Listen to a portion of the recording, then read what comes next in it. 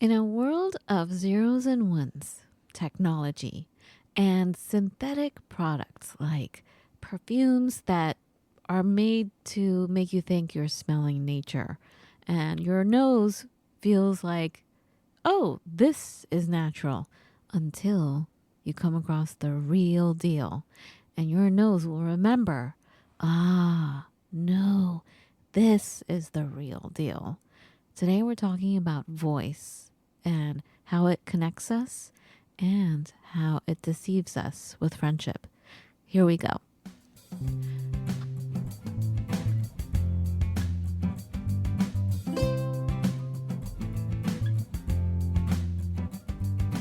I am Fawn. And Matt. We're an interracial couple with 2 kids wanting to do something that highlights the power of friendship and what it means to be in the company of true friends. We're going to move our society away and out of the loneliness epidemic and into a friendlier, happier world. Welcome to our friendly world. Better, stronger, together. Welcome to our friendly world, everybody. This Hey, is everyone. Fawn and Matt, Matt and Fawn. So bear with me. Bear with me, everybody.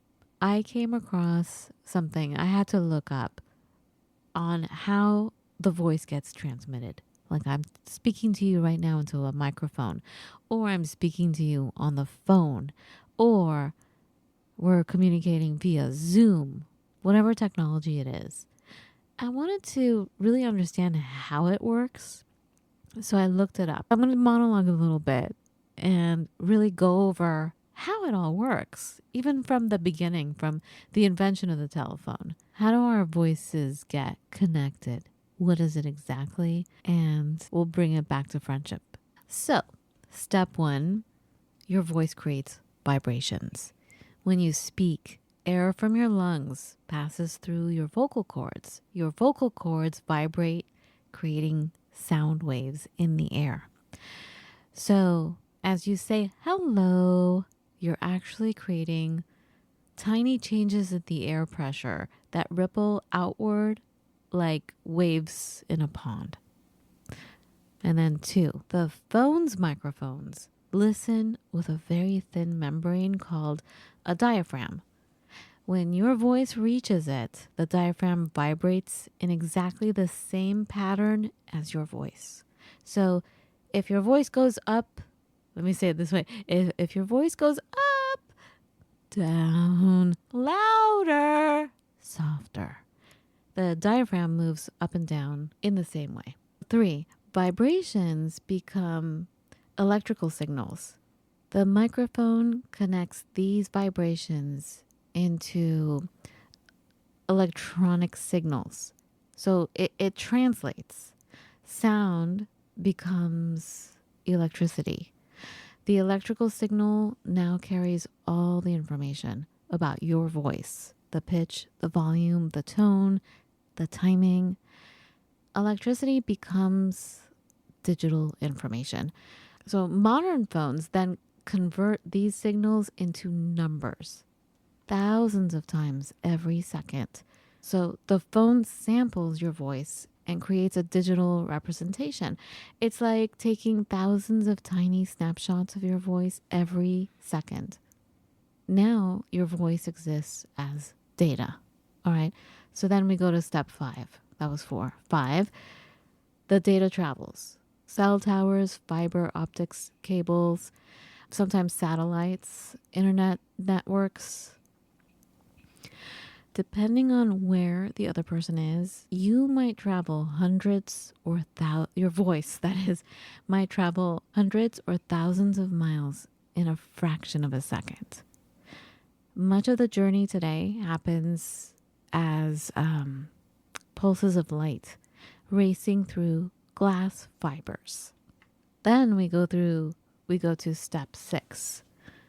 The other phone rebuilds your voice. So when the data, is it data or data, Matt? Yes. Okay. So when the data arrives, the receiving phone reverses this whole process. It converts numbers to electrical signals to speaker vibrations. The phone speaker has another diaphragm that vibrates to recreate the original sound waves. These vibrations push air. The air reaches the listener's ears and they hear, hello. And then 7, your brain finishes the job. The sound coming out of the speaker is not a perfect copy of your original voice. It's an approximation. But the human brain is incredibly good at recognizing voices. Your friend's brain instantly says, that's Matt, even though the sound has been turned into vibrations, electricity, numbers that were sent across networks and turned back into sound, all in less than a second. I was thinking about this because I was speaking with a very holy person and they were talking about prayers need to be done in person. Certain prayers, certain holy texts need to be heard in person, not even using a microphone. And this really touched me because I was like, speaking of touch, it goes back to how we need physical touch. So we need to be close to each other. We need to hear the original source of something. We need to smell the actual flower and not depend on chemistry to put some perfume on you and say, hey, this is a rose. No. And after some time, we become fooled into thinking, oh, that's a rose, until we come across the rose, the original. And you're like, whoa, this is the rose. You know the difference. And when we come back together again, when we're in person, when we're having a one-on-one in the same room and really hearing each other, I think it's a profound change. But as we were just discussing a few minutes ago upstairs with our kids, yeah, people are tired. We're tired. So the 4-letter word busy, it's almost impossible. And it's wonderful to have Zoom and the telephone and everything. Without those, I would be in big trouble because most of my friends are thousands of miles away. Right. So there we have it. You know, being fooled into thinking we have complete connection, but the connection is just a sample. Right, we're getting a sanitized version. Period. It's not as bad as getting texts back and forth where somebody can think about what they're going to say and then respond back just so perfectly.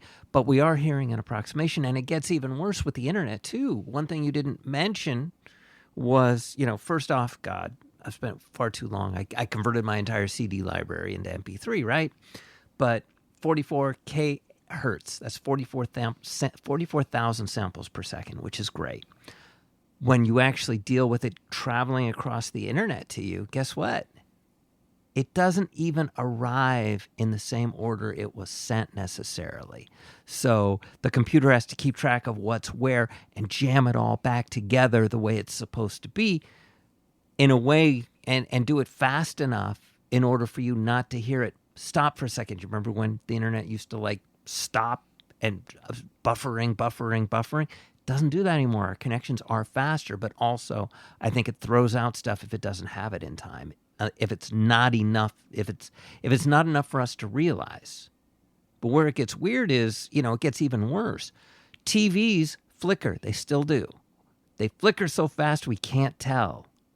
Or can we? Colors. That's why we get so tired. Colors on our computers. Mm-hmm. Again, it's an approximation. It can show 1 million colors, but there are people who can tell the difference between colors consciously. Do we tell the difference between colors subconsciously? Yeah. It starts to get a lot of fun as we're taking a look at a kind of this imitation, very convincing imitation, and it's certainly better, and it gets better every year. But one of the things I like to thump out against is better versus good. Is it good? It's certainly better than what we had before. And oftentimes people get confused and they equate better with good. Better, yes. Good? Mm-hmm.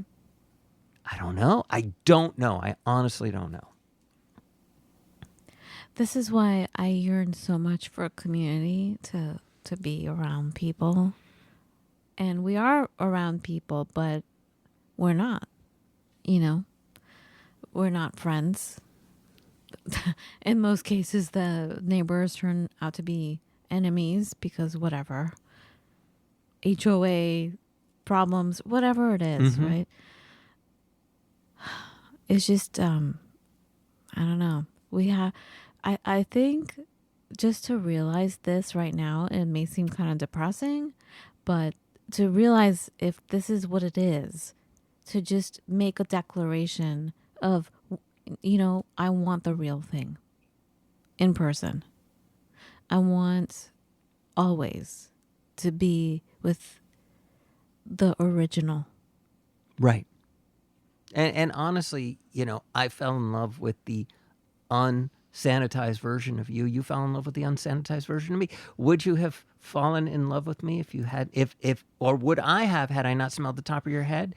Would you have if I didn't smell like vanilla? I mean, I guess maybe I don't know. there would have been other clues, but I mean, there were some clues where we were sparring at the martial arts school and I could hear you smelling my hair. And Just breathing. it wasn't a normal thing. I could tell you were breathing in, smelling the scent of whatever was in my hair. Do you know what I'm saying? Mm-hmm. And that made me go, "Huh. What's happening?" Do you know what I mean? There were a lot of instances like that, Right. that if we were just on the phone, or I don't even want to talk about the phone because a lot of times after school, martial arts school, we would get on the phone and talk until the wee hours of the night, but you would fall asleep. But we had that physical. We had already had that physical presence with each other. Yeah, we yeah. had physical. We hung out. Yes. Right. And that's and not just us. I mean, ours resulted in marriage, but just being there resulted in friendships. True. Right? Yes. And a community. Well, it's a true sharing. Sharing an experience is a very powerful thing. Yeah. So this is going back to that. But this whole sound thing and basically the senses, right? Smelling, hearing are the just two examples I brought up today. I think we should remember that so that we, again, not to reiterate what I said, but to go back to the source. Right. Spending time in the analog. If we think about it, frankly, we could argue that virtual reality was an attempt to completely distance ourselves. And by and large, that hasn't panned out the way it was supposed to. And what was it supposed to do? It was supposed to put us in a place where we didn't need to be in the physical presence of others, basically, is one way of thinking about it. We could travel anywhere. We could fly. We could do anything. And that is certainly attractive, and there's certainly those adherents, and God knows I've spent enough time inside of a virtual reality world, but it's a poor substitute for reality. Mm-hmm. And it's always going to be that way. Well, I'm sorry, always is a scary world nowadays, but for the foreseeable future, it has proven to be a poor substitute. And it's not always a poor substitute. I mean, it's a great addition, but we need the real deal. Well, yes. Whenever and however we can get it.